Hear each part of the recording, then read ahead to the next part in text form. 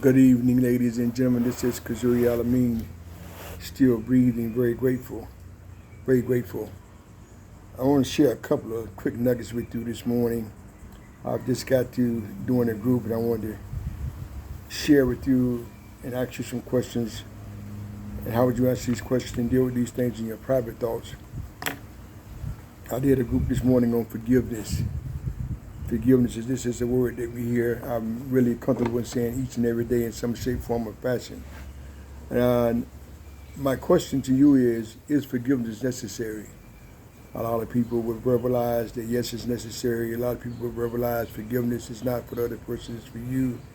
A lot of people will verbalize from a spiritual perspective, your higher power forgave you, you got to forgive others. I'm not here to debate with that by no means. We all got a different DNA. There's 7.8 billion people on the earth, so everybody's not going to have the same vibe, and it's totally okay. I'm not closed-minded like that. But I want to ask you, based on the definition of forgiveness, which again also one of the other definitions is for forgiveness is to excuse for a fault or offense. To excuse for a fault or offense. Another definition is to renounce anger or resentments against. To renounce anger or resentment against. That's also a definition of forgiveness.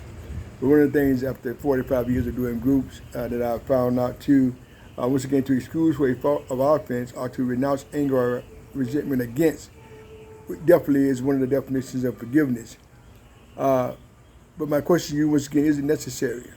I think a lot of times when we talk about the forgiveness, it's external, it's not internal. And their healing does not take place external, based on what you read, based on what you heard, somebody else's testimony. That has a season for that. But a lot of times I found out it don't stick and stay because you're mimicking what somebody else said. How would that play out into your life? Example, for you to excuse for a fault or offense, to renounce anger or resentment against. What does that mean to you? How will you know when you've forgiven somebody or some things? How do you know? What changes? If you was a certain way on Monday, you changed on Tuesday, what changed? What time did you forgive somebody? But one of the things that life has taught me in the groups I'm doing with self-forgiveness, where you at with that? I understand the dynamics to be able to forgive somebody else, something along those lines. I'm not minimizing that, nor am I naive. But let me go back a little and go to a deeper dive. Where are you at with your own self-forgiveness? Where are you at with your own, are you holding on to any resentments, any yesteryears or yesterdays in your private thoughts? Let me say this again, in your private thoughts that you're not forgiving yourself for. Can you imagine trying to forgive somebody based on your orientation, and in your private thoughts, you really, from an authentic perspective, have not forgiven yourself? A lot of people look, they miss that. They don't have that kind of insight, and that's why a lot of times forgiveness don't stick and stay. Or you listening to people, they want to rush forgiveness. Everything takes time. Hell, it took time to make time. Some people want you to microwave forgiveness. You got to do this now. Why? Well, why I got to do it now? What do you know where I am on my highway to forgiveness? Where do you know? How do you really know where I am? I'm with me all the time. How are you going to tell me about me? And these are the kind of things that I do in my groups to have people to look at it from a different perspective. Not a right or wrong perspective. This is a no judgment zone I do my groups. But things one never thought about. Like today I asked the question in the group. If you forgave somebody or you forgave yourself, what time did you forgive yourself? Well, Mr. Kazuri, that don't really matter. I respect that. That's what you want to say. But if you forgave somebody, you should be able to have a time with that. Versus I forgave him, I forgave her. You should have a time on that. What day did you do that? You got to be able to dig a deeper dive versus just on the surface stuff and mimicking what somebody else said and what you read and what you saw, a testimonial, a podcaster. That's still external. That is not in your spirit. Forgiveness has to come from the soul. It has to come from the spirit. Once again, to excuse for a fault or offense. To renounce anger and resentment. That is an inside job. It's not an outside job. So when I do my groups, I call it peeling the onion. We're gonna talk about these things. You just forgive somebody, boom. That's not going. That don't get you where you need to go. Recovery don't take place that way. Oh, I read this. I got to do this. Okay, I hear that.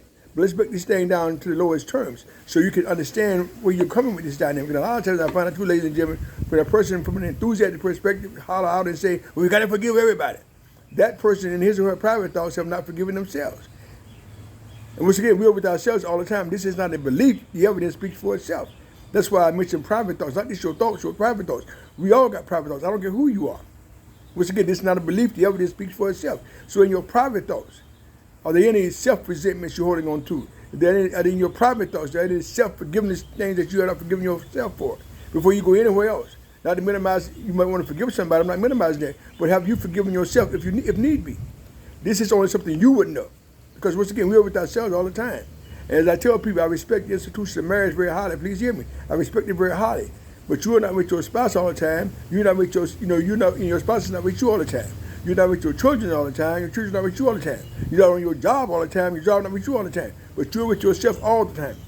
In prosperity and adversity, good, bad, hot, cold, up, down, in, and out. It's evidence-based. It's not got nothing to do with belief. That's why I say about in your private thoughts, where you at with that peace? That's how you dig deeper, and that's how you get authentic healing versus artificial healing or microwave healing. Is forgiveness necessary? What do you think about when that happens to you, when that comes to your thought processes? Is forgiveness necessary? How would you answer that question in your private thoughts? If it's necessary, why is it necessary for you? How do you know when you're forgiving somebody? How do you know when you're forgiving yourself? When did you forgive them? What you forgiving them for? That's how you heal, ladies and gentlemen, versus all this surface stuff. Stay up, stay strong. And these are questions only you can answer. Is forgiveness necessary for you in your journey? Peace and blessings.